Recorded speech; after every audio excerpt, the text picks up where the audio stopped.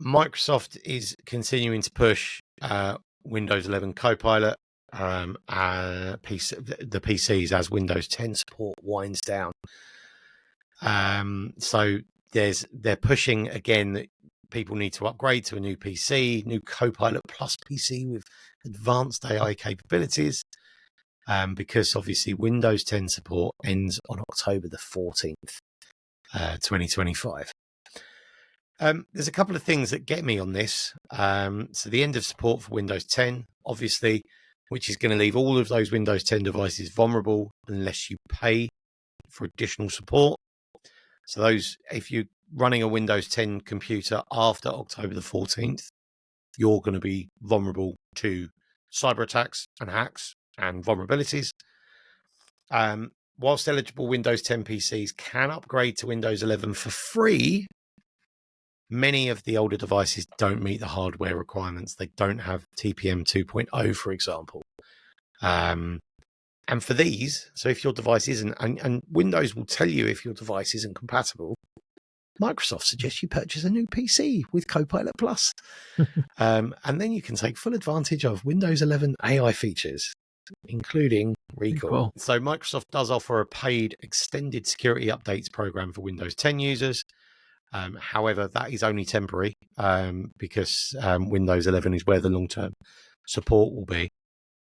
And this was the interesting one as well. And I'm surprised there's not more noise on this, right? Because if this was Apple, I think there'd have been more noise about this.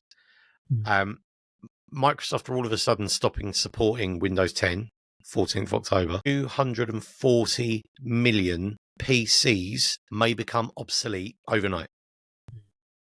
240 million PCs. I'm looking at two right here. Like the PC I do this on is fully supportive, but the one I've got there that like is my home server, and I've got the hardware isn't, and I'm not going to buy new hardware for that.